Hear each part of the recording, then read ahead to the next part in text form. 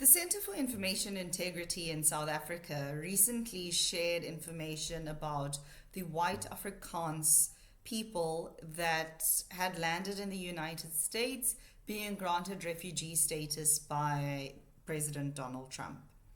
Why did the center decide to post information about this? Well, it's because the center is crucial for promoting accurate and reliable information across the continent and to support informed decision making in both the public and private sectors. Now, in putting this video together, I've had to consider from multiple angles what it is that made the story so important. And I found myself a lot of the time focusing on the 49 to 59 people, depending on where you get your information, that landed in the United States on Monday.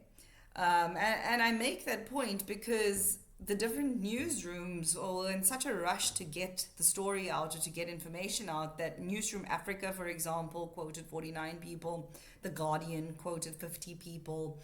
NBC said 59 people. So how many people are we actually dealing with here?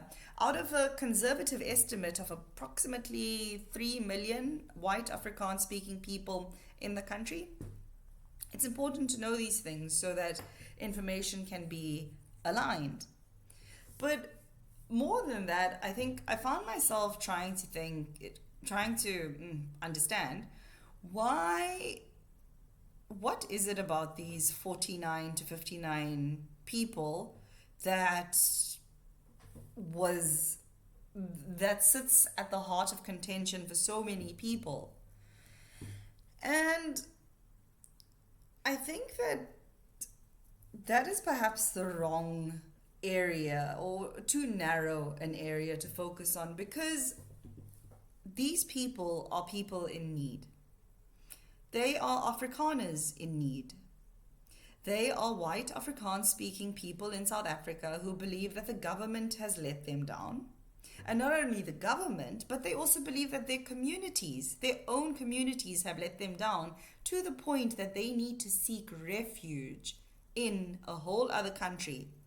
Maybe the land of the free and the home of the brave, but we've yet to see what it is that they have been brought across to do. What do? Do they become active civil citizens within the United States? Are they given job opportunities? So it's important to not fixate on those people specifically that have gone, but to think about why. What was their motivations for leaving? What was it that drove them to the point of deciding, I'm a refugee, even though the people around me own land, even though potentially people in my family are wealthier than I am? What is it that led them to say, I have no chances here, I need to leave the country? And where did that information come from, given the reality that we see take place across the country?